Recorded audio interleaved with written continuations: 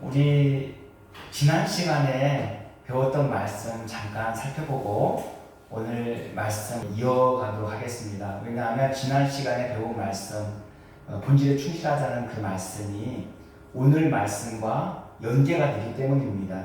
지난 시간 설교 제목은 안식일에도 주인이신 예수님이었습니다. 왜 예수님께서 안식일에 주인이심을 드러내셔야만 했을까요? 바리새인들이 안식일에 배가 고파서 밀이삭을 잘라먹는 그 제자들의 모습을 보고 안식일 범했다고 그렇게 정죄했기 때문입니다. 당시 예수님은 안식일에 제자들과 함께 밀밭 사이를 거닐고 계셨죠. 그때 제자들은 밀이삭을 헤치면서 길을 여는 가운데 배가 고파서 밀이삭을 잘라 먹었습니다. 이 광경을 본 바리새인들은 제자들이 안식일에 하지 못할 일을 하였다라고 예수님께 따져 물었죠. 그래서 예수님께서는 다윗이 자신을 따르는 무리들과 함께 하나님의 전에 들어가서 이 진설병을 먹은 일을 예로 들어 설명하셨습니다. 예수님께서는 안식일이 사람을 위하여 있는 것이요 사람이 안식일을 위하여 있는 것이 아니라고 하시면서 인자는 안식일에도 주인이라고 가르쳐 주셨습니다. 예수님께서는 사람으로 하여금 늘 하나님과 관계를 의식하며 그 안에서 평안과 안식을 누리게 하시려고 안식일을 제정하신 것이죠. 그러므로 안식일에는 하나님의 사랑과 긍휼이 흐르고 있습니다. 인간은 하나님의 창조 원리에 순응하며 살아가고 또 하나님의 뜻대로 살아갈 때 참된 행복을 맛보며 살아갈 수 있습니다. 그런데 바리새인들은 이 안식일을 문자적으로 또 형식적으로 지킴으로써 외식과 위선을 행하게 되었죠. 뿐만 아니라 더 엄격한 기준을 만들어서 다른 사람을 정죄하는 수단으로 삼고 자신의 우월감을 드러내는 그런 수단으로 삼기까지 하였습니다. 그래서 예수님께서는 안식일의 참된 정신인 이 사랑을 가르쳐 주신 것입니다. 그 사랑은 바로 우리 인간에게서 나올 수 없고 또 인간의 힘으로 이룰 수 없는 사랑입니다. 왜냐하면 하나님께서 자기 백성에게 일방적으로 주시는 이 아가페 사랑에 근거한 것이기 때문입니다. 오늘 본문에서는 복음의 핵심, 복음의 정수라고 할 수 있는 독생자를 내어주신 하나님의 사랑을 잘 묘사하고 있습니다. 하나님의 사랑에 극치를 보여준 사건이 바로 십자가 사건이라고 할 수 있죠. 사도 요한은 하나님의 사랑이 어떻게 나타났고 하나님의 사랑을 받은 자가 얼마나 엄청난 특권을 누리게 되는지 그 복음의 놀라운 가치를 이야기하고 있습니다. 저와 여러분 모두 오늘 본문 말씀을 통해서 이 십자가에 담긴 하나님의 사랑을 더 가슴 깊이 마음에 새겼으면 좋겠습니다. 먼저 사도 요한은 본문 16절에 보면 하나님이 세상을 이처럼 사랑하사 독생자를 주셨으니 이는 그를 믿는 자마다 멸망하지 않고 영생을 얻게 하려 하심이라고 말씀하고 있죠. 이 말씀은 너무나도 잘 알려져 있기 때문에 또 너무 친숙한 말씀이어서 교회를 어느 정도 다닌 신자라면 거의 다 암송할 것입니다. 특히 사도 요한은 하나님이 세상을 이처럼 사랑하셨다라고 증거하면서 하나님의 사랑을 피력하고 있습니다. 이처럼 사랑은 과연 어느 정도 사랑을 의미하는 것일까요? 인간의 이해로 이해 불가한 고차원적인 사랑입니다. 그 사랑의 넓이와 길이 그리고 그 사랑의 높이와 깊이 무한대이기 때문에 세상에 그 어떤 방법으로 측량할 수가 없습니다. 세상에 그 무엇과도 비교 대상이 없는 사랑을 의미합니다. 그리고 여기서 하나님께서 사랑하신 그 대상은 누구일까요? 하나님께 택함 받은 하나님의 백성을 의미하는 것이죠. 세상에는 수많은 사람들이 존재하였고 또 현재를 살아가고 있고 또 앞으로 미래에 살아가게 될 것입니다. 과거, 현재, 미래를 통틀어서 사람들을 두 갈래로 나눌 수 있는데 구원받을 자와 구원받지 못할 자로 이렇게 나눌 수 있습니다. 왜냐하면 성경은 천국과 지옥에 대해서만 이야기할 뿐 중간 지대에 대해서 이야기하지 않고 있기 때문입니다. 하나님께서 세상을 이처럼 사랑하사 독생자를 보내주신 것은 자기 백성을 구원하시기 위함입니다. 아담의 범죄로 인해서 모두 멸망을 받을 수밖에 없는 가운데 자기 백성을 구원하시기 위해서 독생자 예수 그리스도를 보내주신 것입니다. 그냥 내버려두면 모두 다 멸망으로 몰살당할 수밖에 없어요. 그런데 그 가운데 하나님께서 구원하시고자 하는 택한 백성이 있다는 것이죠. 그래서 하나님께서 자기 백성을 사랑하사 독생자를 보내서 어떻게 하시겠다는 것입니까? 십자가에 못 박혀 죽게 하심으로써 구원을 이루시겠다는 것입니다. 그래서 예수님의 십자가 희생은 하나님 사랑의 극치를 보여주는 그런 중요한 사건입니다. 이는 구약에서 이미 예언된 내용이죠. 이스라엘 백성들이 출애굽한 이후에 광야 생활을 하고 있을 때 하나님께서 만나와 메추라기를 보내서 먹을 것을 풍족하게 주시는데도 이스라엘 백성들은 원망하고 불평하였습니다. 이 하찮은 음식을 이제 도저히 먹을 수 없다. 그러면서 모세를 원망하였죠. 그리고 마실 물이 없다고 계속해서 원망을 쏟아냅니다.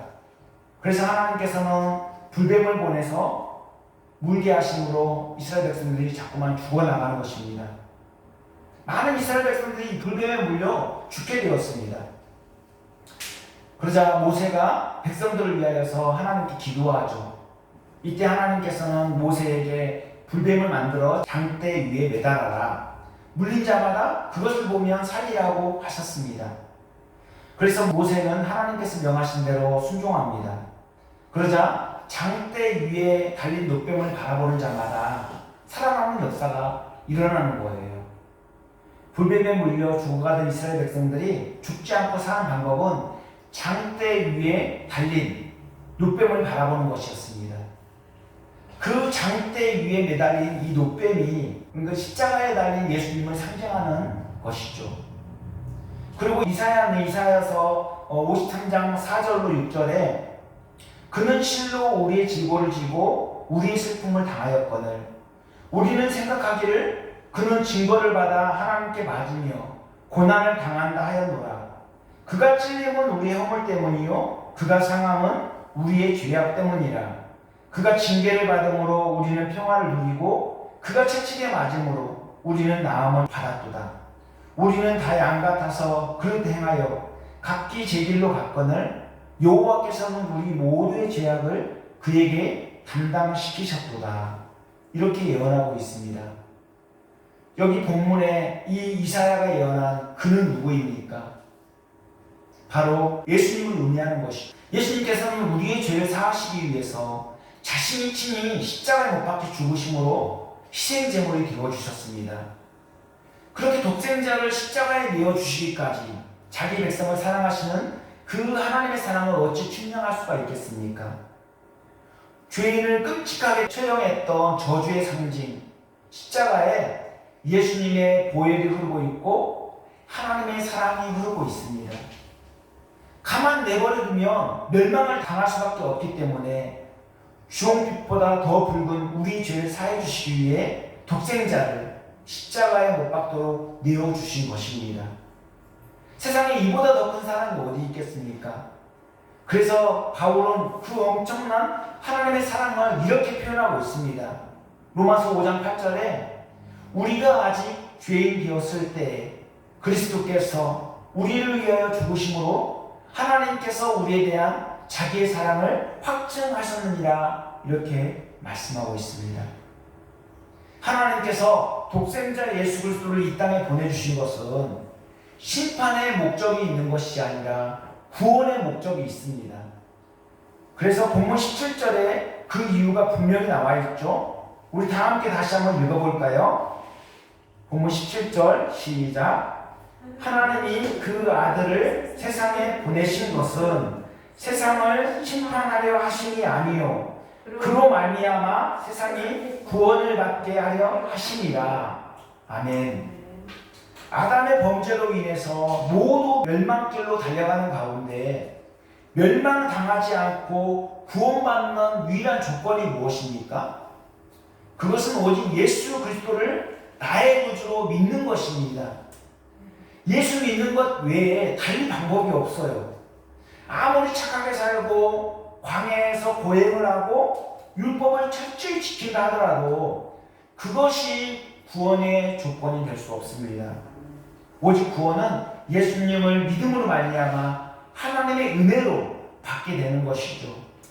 그래서 보면 18절에 보면 그를 믿는 자는 심판을 받지 아니하는 것이요 믿지 아니하는 자는 하나님의 독생자의 이름을 믿지 아니하므로 벌써 심판을 받은 것이라고 말씀하고 있습니다. 예수님을 믿지 않는 그 자체가 이미 심판 가운데 놓여 있는 것입니다. 그러니까 하나님의 본심은 심판이 아닌 구원의 강조점이 있습니다. 하나님은 그 누구도 멸망당하는 것을 원치 않아요. 그렇다고 이것을 만인 구원론으로 오해해서는 안 됩니다. 과거, 현재, 미래에 존재하는 모든 사람들 다 구원하시기를 원하신다. 그런 어떤 만인 구원론으로 오해해서는 안 된다는 말씀입니다. 구원의 범위에 있어서는 차별이 없다는 것이지 한 사람도 예외 없이 구원하신다는 의미가 아닙니다.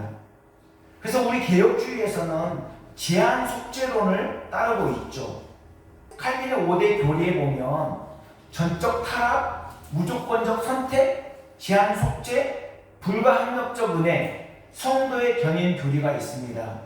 이것은 나중에 이제 좀 더 자세하게 다루게 될 텐데요. 오늘 제한 속죄에 대해서만 잠깐 살펴보자면 이 제한 속죄는 예수 그리스도를 믿음으로 말미암아 얻는 속죄를 의미하는 것입니다. 이 교리에 대해서 5대 교리 중에서 가장 뜨거운 논쟁이 되고 있습니다. 이 제한 속죄라고 해서 예수 그리스도의 속죄가 미치는 효과가 또 그 가치가 한계가 있다는 것을 의미하는 것이 아닙니다. 예수 그리스도의 속죄는 모든 사람들이 구원받기에 충분하지만 믿는 자들에게만 구원이 적용된다는 점에서 제한 속죄라는 것입니다. 왜 그렇습니까? 구원의 문은 열려있지만 예수 그리스도를 구주로 모신 자들에게만 효력이 발생되기 때문입니다. 그러니까 예수님 믿지 않으면 구원을 받을 수가 없어요. 하나님의 마음은 다 구원받기를 원하시지만 예수님 믿는 자만이 이 구원이 적용된다는 거예요. 그래서 예수님을 구주로 영접하는 것이 너무나도 중요합니다.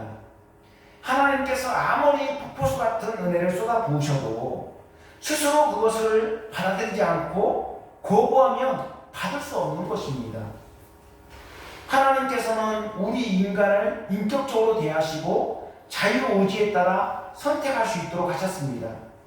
그러므로 하나님께서 베푸신 은혜를 거부하는 것에 대한 책임은 하나님께 있는 것이 아니라 거부한 그 당사자에게 있는 것입니다. 하나님께서는 지금 이 순간에도 지속적으로 성령을 보내주셔서 수많은 사람들을 은혜의 자리로 초청하고 있습니다. 기회가 무한정 주어지는 것이 아니에요. 호흡 있는 동안만 허락될 뿐입니다. 숨이 멎으면 더 이상 기회는 없습니다.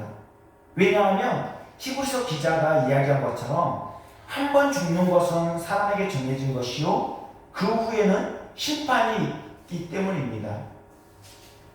예수 그리스도 그 이름에 과연 어떤 놀라운 능력과 비밀이 담겨 있는 것일까요? 예수 그리스도 그 이름에 모든 존귀와 영광, 능력과 권세가 다 담겨 있습니다. 그래서 빌립보서 2장 9절로 11절에 하나님이 그를 지극히 높여 모든 이름 위에 뛰어난 이름을 주사 하늘에 있는 자들과 땅에 있는 자들과 땅 아래에 있는 자들로 모든 무릎을 예수의 이름에 꿇게 하시고 모든 입으로 예수 그리스도를 주라 시인하여 하나님 아버지께 영광을 돌리게 하셨느니라고 밝히고 있습니다. 그리고 예수 그리스도 그 이름에 죄사함의 비밀이 담겨 있습니다.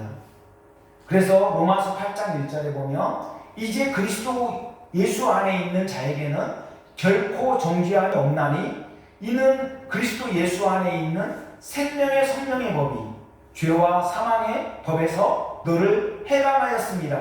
이렇게 선포하고 있습니다. 그래서 예수님을 믿으면 사탄이 아무리 참소를 해도 자유하게 되는 것입니다. 왜 그렇습니까?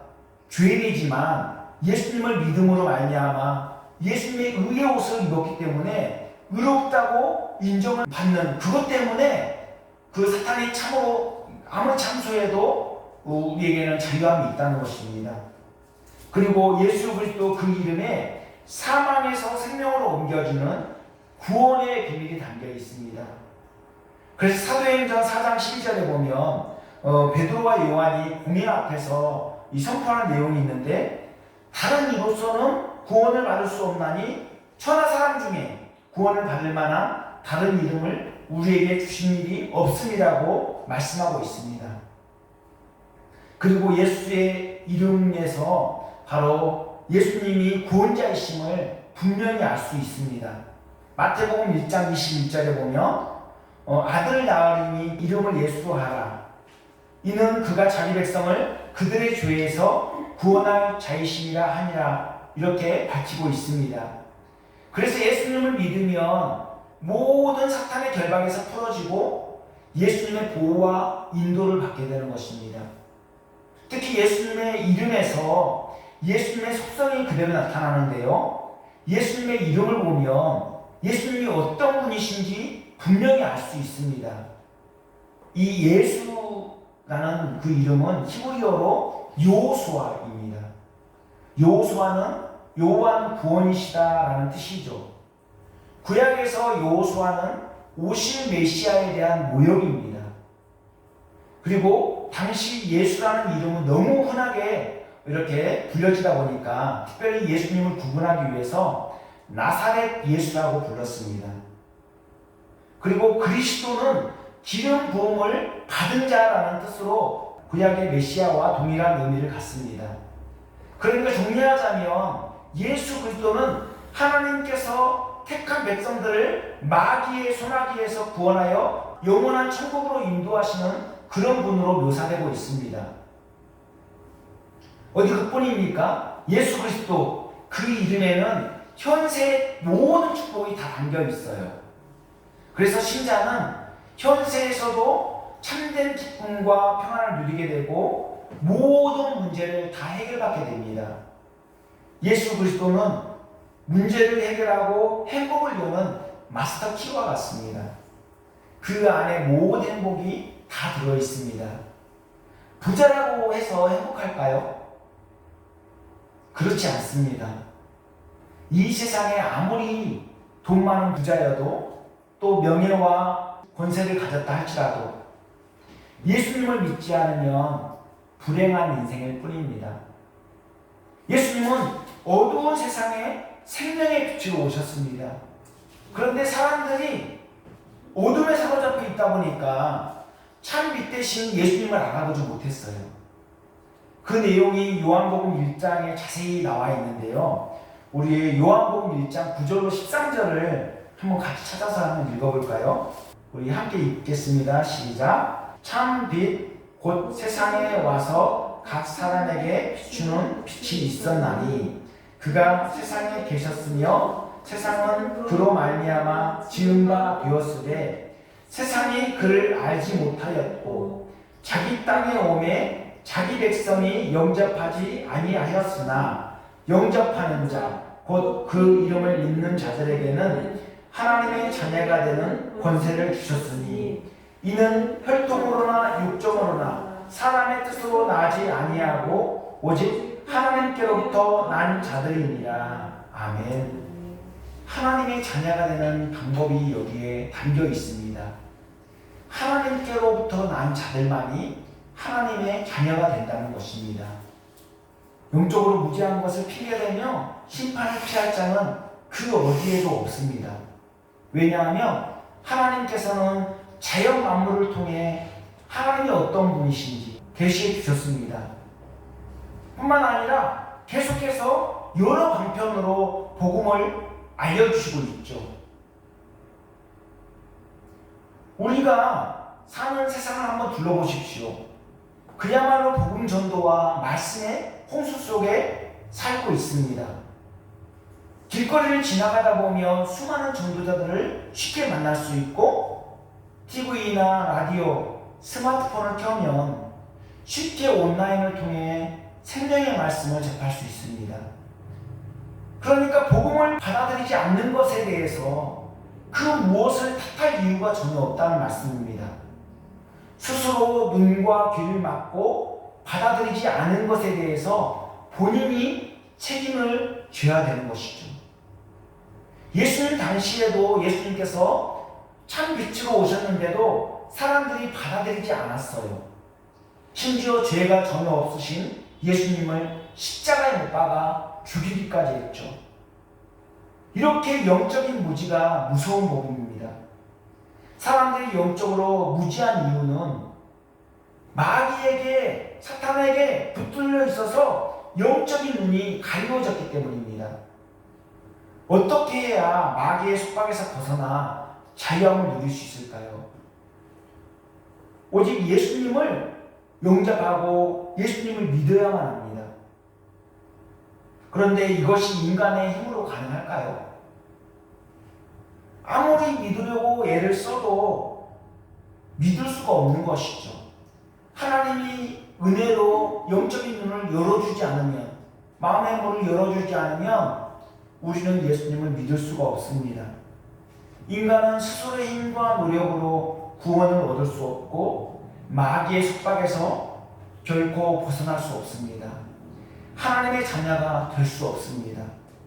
왜냐하면 구원의 주권, 하나님의 자녀가 되는 모든 주권은 삼위일체 하나님께 있고 하나님께로부터 난 자만이 하나님의 자녀가 될 수 있기 때문입니다. 이는 육적인 출생을 의미하는 것이 아니죠. 영적인 출생을 의미하는 것입니다. 그래서 거듭남의 비밀이 여기 있는 거예요. 믿음도 하나님 주신 선물이고 마찬가지로 구원도 하나님 주신 선물입니다. 예수님을 믿는다는 것은 이미 이 엄청난 은혜의 선물을 받은 거예요. 받았다는 증거예요.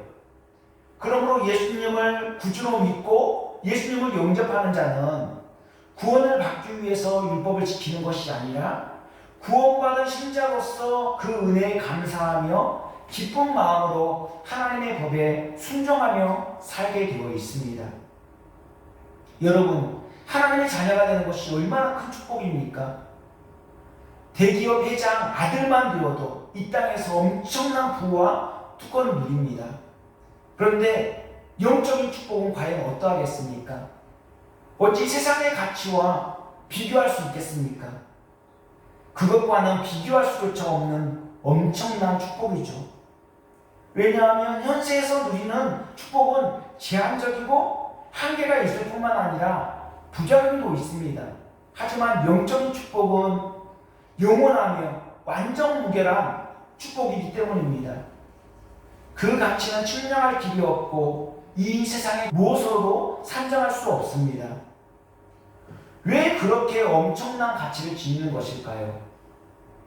그것은 예수님께서 십자가에 피 흘려 죽으심으로써 그 죄값을 치르실 뿐만 아니라 하나님의 공의를 만족시키셨기 때문입니다. 죄를 지으면 반드시 죄인은 죽어야 하는데 예수님이 십자가에 못 박혀 죽으심으로 그 죄를 대신 감당해 주셨다는 것입니다. 그러므로 이 예수님의 십자가 희생은 엄청난 무한한 가치를 지닌 것입니다. 우리가 값없이 순양을 받았다고 해서 이것을 그냥 가치 없는 것으로 무가치한 것으로 여겨서는 안 돼요. 예수님의 십자가 희생 치러진 그 엄청난 사건이기 때문에 예수님 값을 치르고 우리가 구원을 받았기 때문에 엄청난 가치가 있는 것입니다. 구약 시대에는 인간의 죄를 사함받기 위해서 흠없는 짐승을 매번 제사할 때마다 끌고 왔어야 돼요. 그래서 희생제물로 드렸죠. 짐승에게 안수한 후에 완전히 불태워 드림으로써 하나님이 기뻐 받으실 향기로운 제사가 되었던 것입니다. 이 짐승에게 안수한다는 것은 자신의 모든 죄를 전가시키는 의식이죠. 즉 죄로 인하여 자신이 죽어야 하는데 그 짐승이 대신 죽는 것입니다. 그런데 구약의 제사는 그 효력이 얼마 가지 못해요. 매번 그래서 흠없는 짐승을 잡아드려야만 했습니다. 그러나 예수님께서 십자가에 못 박혀 죽으심으로써 하나님께 올려드린 희생제사는 단 한 번이지만 영원한 효력을 가져요. 예수님께서 하나님의 뜻에 완전하게 순종하심으로써 단번에 하나님의 공의를 만족시키셨습니다. 그래서 더 이상 다른 제사가 필요하지 않아요. 우리는 하나님께 예배할 때 짐승을 끌고 올 필요 없이 오직 예수님만 의지하여 예배를 드리면 되는 것입니다. 예수님께서는 자신이 친히 희생제물을 되어주시고 우리와 하나님 사이의 관계를 화목하게 하셨습니다. 하나님께 바칠 제물은 흠없는 제물이어야 되는데 죄가 전혀 없으신 예수님은 하나님께서 기뻐 받으실 완벽한 제물이셨던 것입니다. 그리고 자신이 친히 대제사장으로서 제사를 드렸죠. 그래서 죄로 인해서 하나님과 우리 사이에 막힌 담을 완전히 헐어주심으로써 우리는 중보자이신 예수님을 의지하여 하나님 앞에 담대히 나아갈 수 있게 된 것입니다. 예수를 믿는다는 것은 말로만 고백되는 문제가 아닙니다. 왜냐하면 믿음에는 그에 걸맞는 행위가 동반되기 때문입니다. 그래서 예수님께서 마태복음 7장 18절에 좋은 나무가 나쁜 열매를 맺을 수 없고 못된 나무가 아름다운 열매를 맺을 수 없느니라고 말씀하셨습니다. 또한 마태복음 12장 35절에는 선한 사람은 그 쌓은 선에서 선한 것을 내고 악한 사람은 그 쌓은 악에서 악한 것을 내느니라고 말씀하셨습니다. 즉 열매를 보고 좋은 나무인지 못된 나무인지 알 수 있는 것처럼 사람의 행위를 보면 그 사람의 믿음을 가늠해 볼 수 있는 것입니다. 사람의 마음속에 들어있는 대로 표출되기 때문에 아무리 감추려 해도 감출 수 없는 문제죠. 뒤가 구리고 허세 부리기 좋아하고 가식적인 열심과 위선으로 자신의 우월감을 드러내려는 사람은 빛을 멀리하며 어둠을 가까이하기 마련입니다. 그들이 빛으로 나오길 꺼려하는 이유는 빛으로 나오는 순간 자신의 실체가 적나라하게 드러나기 때문에 그들은 자신의 거짓된 행위들을 감추기 위해서 빛으로 나오지 못하는 것입니다. 그래서 사도 요한은 어둠에 속한 자들의 특징을 이야기하고 있죠. 본문 19절로 20절에 나와 있는데 우리 다시 한번 같이 함께 읽어볼까요? 본문 19절로 20절 시작. 그 정죄는 이것이니 곧 빛이 세상에 왔으되 사람들이 자기 행위가 악함으로 빛보다 어둠을 더 사랑하는 것입니다. 악을 행하는 자마다 빛을 미워하여 오지 아니하나니 이는 그 행위가 드러날까 함이요. 아멘. 당시 외식하는 바리새인과 서기관들은 이미 심판을 받았습니다. 빛보다 어둠을 더 사랑하기 때문에 빛으로 오신 예수님을 책잡아 죽이지 못해 안달이었던 것입니다.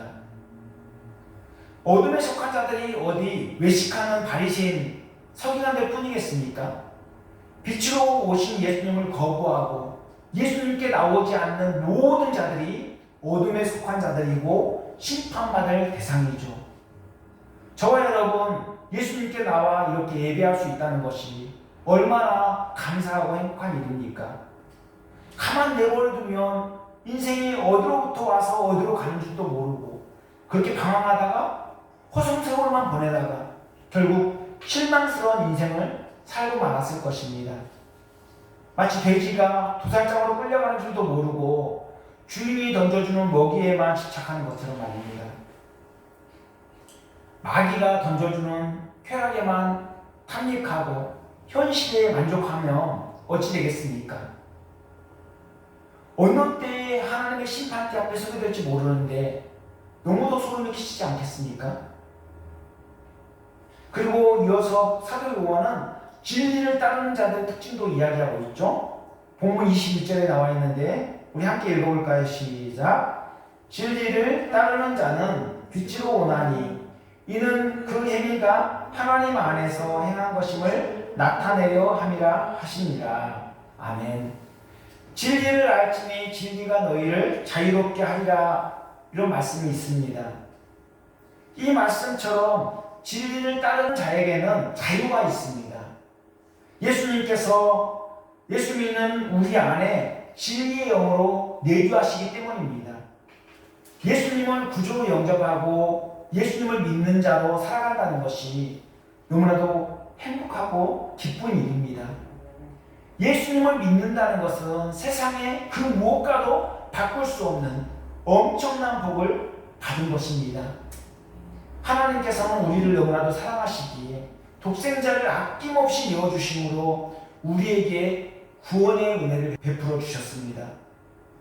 그러므로 우리는 이제 구원받은 자로서 어떻게 살아야 될지를 늘 생각해야 됩니다. 그리고 하나님의 뜻대로 살기를 힘써야 할 것입니다. 이제 말씀 마치려고 합니다.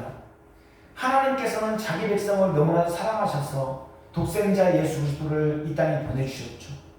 그리고 예수님께서는 하나님의 뜻에 순종하여 자원적으로 십자가에 못 박혀 죽으심으로써 그 구원을 성취하셨습니다.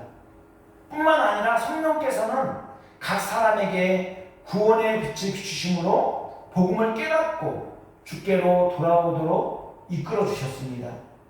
그러므로 구원의 계획과 성취와 적용이 모두 삼위일체 하나님의 주권적인 사역인 것입니다.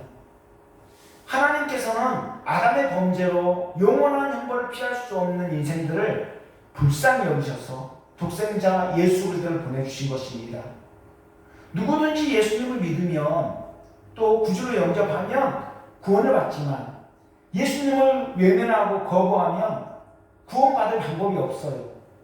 아무리 착한 일을 많이 하고 율법을 지키려고 애를 쓰고 종교적 열심, 고행 등 온갖 인간적인 방법을 동원한다 하더라도 영원한 형벌을 피할 수 없는 것입니다.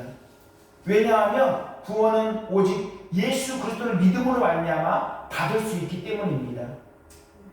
예수님을 믿는다는 것, 이 예수님을 믿는다는 것에는 차별이 없어요.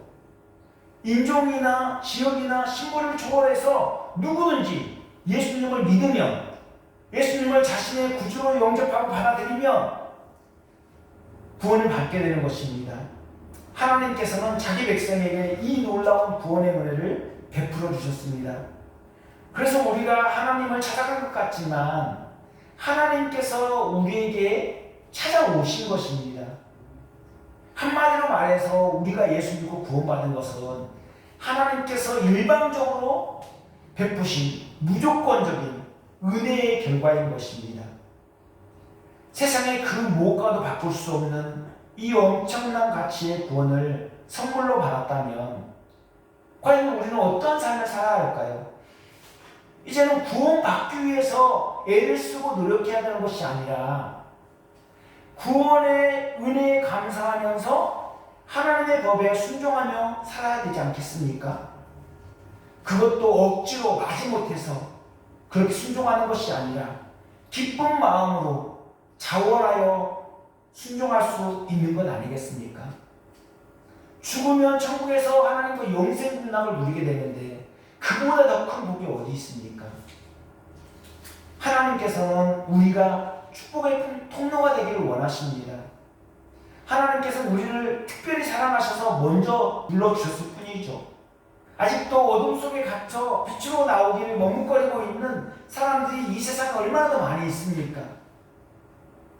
우리만 예수 믿고 만족하며 사는 것이 아니라 마귀의 속박 아래 있고 어둠 속에 갇혀있는 그들을 은혜의 자리로 계속해서 초청해야 되지 않겠습니까? 우리가 받은 이 엄청난 사랑을 예수님을 알지 못하고 방황하는 사람들에게 지속적으로 때를 얻든지 못 얻든지 알려야 할 것입니다. 저와 여러분 모두 주님이 주시는 참된 자유와 평강을 누릴 뿐만 아니라 많은 사람들을 옳은 대로 인도하는 축복의 통로가 되었으면 좋겠습니다. 이 복음의 엄청난 은혜를 나만 누리는 것이 아니라 다른 사람에게도 널리 알려서 그 은혜를 함께 공유하면 얼마나 좋겠습니까? 또 우리가 그런 도구로 쓰임받는 것이 얼마나 복되고 아름다운 일입니까?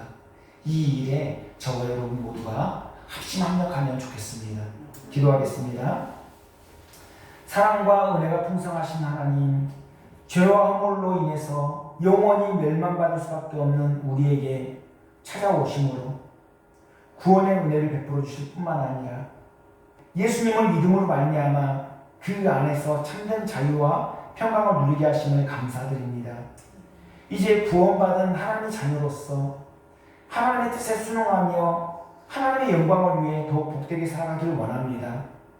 마지못해 억지로 신앙생활을 하는 것이 아니라 하나님께 받은 사랑과 구원의 은혜에 감사하며 그에 걸맞는 신앙생활을 할 수 있도록 인도하여 주시옵소서. 무엇보다도 십자가의 길이 아무리 어렵고 험난하다 할지라도 끝까지 예수님을 의지하며 신앙을 지킬 뿐만 아니라 아직도 어둠 속에 방황하는 자들을 빛 가운데로 인도하는 축복의 통로가 되게 하여 주시옵소서. 이 모든 말씀을 예수님 이름 받들어 기도합니다.